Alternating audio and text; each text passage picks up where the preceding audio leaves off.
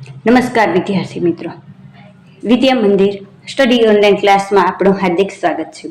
આગળ આપણે પ્રકરણ 3 એટલે કે યોગ્ય સરકાર, સ્થાનિક સત્તાતંત્ર અને માતા પિતાની ફરજોની વાત કરી હતી.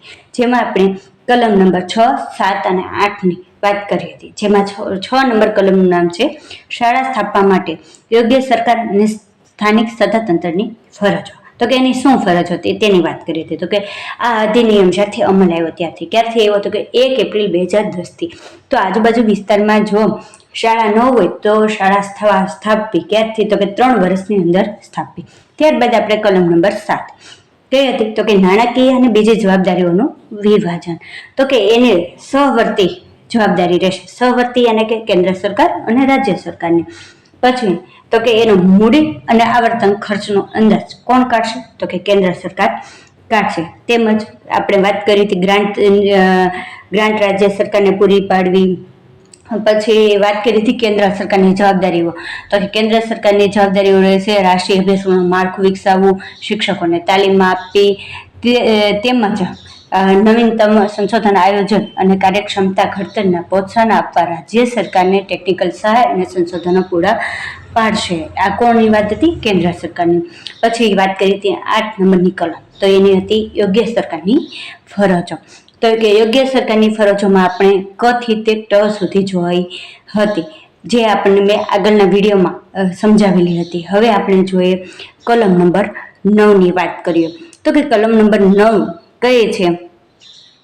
તો કે એનું નામ, જે પ્રકરણનું નામ છે તે. તો કે પેલું આપણે જોઈએ 8 નંબરની કલમમાં શું હતું? યોગ્ય સરકારની ફરજો. હવે બીજો શું આવે? સ્થાનિક સત્તાતંત્રની ફરજો. તો આપણે જોઈએ સ્થાનિક સત્તાતંત્રની ફરજો.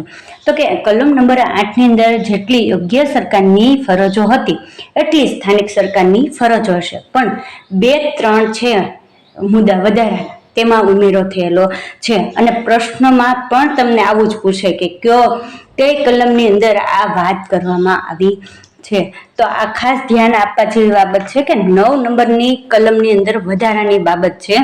તો કે સ્થળાંતરિત કુટુંબોના બાળકોનો પ્રવેશ નિશ્ચિત કરી અપાશે. સ્થળાંતરિત એટલે કે કોઈ પણ કારણોસર બાળક એક સ્થળેથી બીજા સ્થળે સ્થળાંતર કરશે તો તેનો પ્રવેશ નિશ્ચિત કરવો એ દરેક સ્થાનિક સત્તાતંત્રની જવાબદારી રહેશે. ત્યારબાદ તો કે પોતાના ક્ષેત્રાધિકારની અંદર શાળાઓની કામગીરી પર દેખરેખ રાખવું, નિયંત્રણ રાખશે અને બાળકોનો, વિદ્યાર્થીઓનો રેકોર્ડ પણ રાખવાની જવાબદારી દરેક સ્થાનિક સત્તાતંત્રની રહેશે.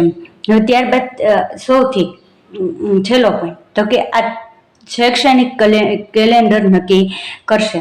આ 3 બાબતો છે એ સ્થાનિક સત્તાતંત્રની ફરજો કલમ 9ની વાત છે. અને કલમ 8માં બધી જ વિગતો છે, પણ આ 3 વિગતો આપવામાં આવી નથી. ત્યારબાદ આપણે જોઈએ કલમ નંબર 10. તો કે માતા પિતા અને વાલીની ફરજ. આપણે આ વિશે વાત અગાઉમાં પણ કરેલી છે.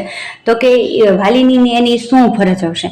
તો કે 6 થી 14 વર્ષનું બાળક હોય, પોતાના બાળક અથવા બાલ્યના નજીકની શાળામાં પ્રાથમિક શિક્ષણમાં પ્રવેશ આપવા અથવા અપાવવાની ફરજ દરેક માતા પિતા અને વાલીની રહેશે. ત્યારબાદ કલમ નંબર આવે 11. એનું નામ શું છે? તો કે કલમ નંબર 11 છે યોગ્ય સરકારે પૂર્વ શાળા શિક્ષણ પૂરું પાડવું. તો કે 3 વર્ષથી ઉપરની વયના બાળકોને પ્રાથમિક શિક્ષણ માટે તૈયાર કરવા અને તે 6 વર્ષની ઉંમર પૂરી કરે ત્યાં સુધી બધા બાળકો માટે બાળપણની વહેલી સંભાળ અને શિક્ષણ પૂરું પાડવા. આવા બાળકો માટે મફત પૂર્વ શાળા શિક્ષણ પૂરું પાડવા માટે યોગ્ય સરકારે જરૂરી વ્યવસ્થા કરવી. હવે આપણે આગળના વિડીયોમાં પણ આની વાત કરી હતી કે આને પૂર્વ પ્રાથમિક શિક્ષણ પૂરું પાડવા માટે શેની વાત કરી હતી? તો કે ECCEની વાત કરી હતી. યાને કે આંગણવાડી દ્વારા બાળકોને પૂર્વ પ્રાથમિક શિક્ષણ પૂરું કરવામાં આવશે. તો આપણે કુલ ટોટલ આજના આ વિડીયોની અંદર આપણે કુલ ટોટલ 3 કલમો ભણ્યા, જેમાં 9મી કલમ હતી સ્થાનિક સત્તાતંત્રની ફરજો. એમાં મુખ્ય 3 જ બાબતો ધ્યાનમાં રાખવાની છે.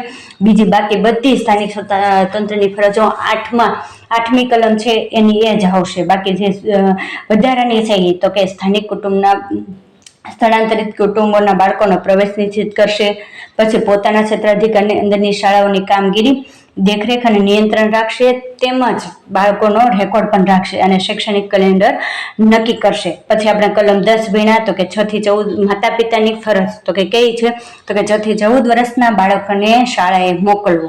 અને ત્યારબાદ કલમ નંબર 11 જોઈએ તો એની અંદર શું હશે તો કે પૂર્વ શાળા શિક્ષણ પૂરું પાડવું. તો કે ECCE એટલે કે આંગણવાડીમાં તેમના બાળકોને પ્રવેશ અપાવશે.